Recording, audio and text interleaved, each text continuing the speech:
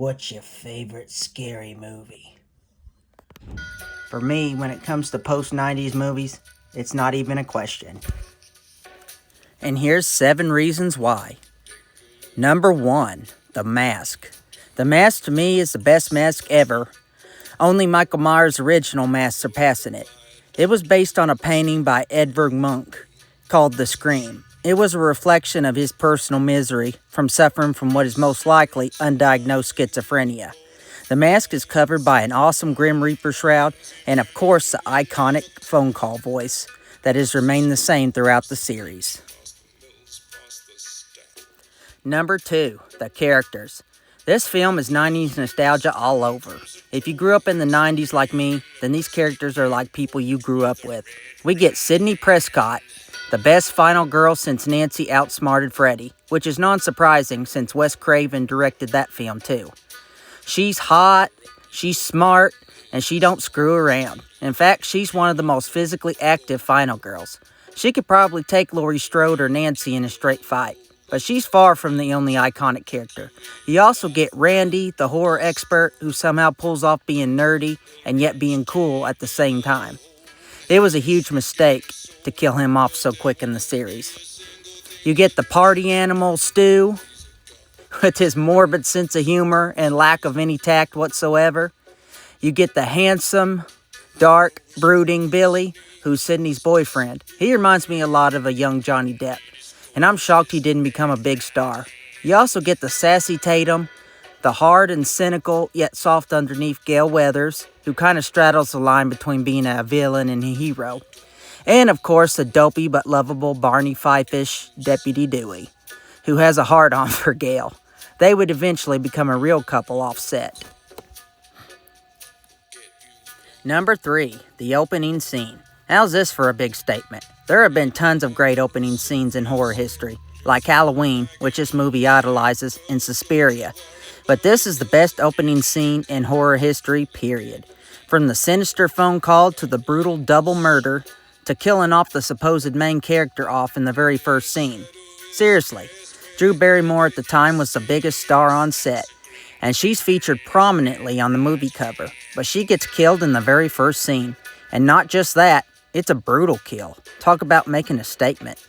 This scene has more suspense than about 95% of horror movies ever made, even good ones. Number 4, the social commentary. This film is both mocking horror films and culture and oddly saluting them at the same time, never going overboard either way. The rants and commentary by Randy alone is worth the price of admission. These characters are cool, the dialogue is hip, and the film knows all the rules and tropes of horror and all the stereotypes. And the film makes countless references, including to Halloween, which it references ad nauseum. This is a perfect tribute to the genre. Number 5, the mystery. This wasn't the first horror mystery. In fact, the genres had mixed many times, especially in the early days of the slasher. But it had gone out of fashion until Scream made it popular. In fact, there was actually a subgenre called the giallo that was created in Italy and made popular by such iconic Italian directors as Mario Bava and especially Dario Argento. In fact, you could say Scream is somewhat of a retro giallo. It's so great to not just have iconic characters, but to also know that one of them is really the killer all along. I won't spoil who the killer is, but frankly, you probably know it all already. By the way, I'm great at guessing who the killer is, but the film pulls a 180, making you think that this person was for sure the killer, and then pulling the rug out from under you just when you're sure. It's a great trick that I haven't seen successfully done since. The climax. As great as the opening scene is, you would assume it couldn't get any better, and the film couldn't live up to it, but you're wrong. The climax is not just every bit as good, but probably even better. One of the best horror climaxes ever. Off the top of my head, only Halloween's chase scene probably tops it. The killer reveal has never been topped. It's just one great twist after another. But the biggest reason is because the film bridged cultures. By this, I mean it appealed to so many groups. When I was a kid, I was a horror fanatic like Randy, and I loved the film. But this was the one film that everyone loved. When I used to mention movies like Hellraiser, the other kids would look at me with a confused look. But when I mentioned Scream, without fail, they would always say, "Oh yeah, I love that one too." In fact, both of my sisters who hate the horror genre like this film.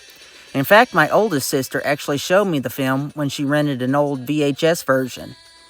This film can and does get loved by both horror fans and the jocks and popular types, which brings up a question. Is something not art if it's popular by the general public? A lot of times I would say not, but you get rare exceptions. Take the Beatles. They were the greatest band who ever existed, and they changed the game and revolutionized their genre by constant experimentation. But yet they were still insanely popular at the same time. Some artists transcend culture and are able to appeal to everybody, and Scream is one horror film that achieves this. Some disagree though. I used to go to a website called House of Horrors that's now defunct. I usually agreed with the guy, but we couldn't disagree more about Scream. According to him, Scream was fake horror, made for preps and popular crowds that made fun of the genre. He was wrong. One of the film's few weaknesses to me, actually, is its influence. Contrary to popular belief, Scream didn't save horror from extinction. Actually, though the main franchises were going through hard times, horror was actually thriving in the 90s, just not at the level of the golden 70s and 80s. In fact, Scream was actually a bad influence. It spawned a bunch of rip-offs like I Know and I Still Know What You Did Last Summer, and Urban Legend, and Valentine, none of which were particularly good movies. Though I have some guilty pleasure nostalgia for I Know What You Did Last Summer and its sequel. I'll do a Scream franchise ranking one day, but I want to say this. Scream has never been the same without Wes Craven, and it never will be. R.I.P. horror legend. Okay, here's the thing. Do you like horror movies, cute dog videos, music including rock, rap, and classical, baseball, Star Wars, or DBZ? Well, come here to the Hillbilly Review channel, the only place you can find all that crap under one channel. Like and subscribe. I'm not too proud to beg. And if you only like one of those topics, go to one of my detailed playlists to find the topic you want. Let's get with it.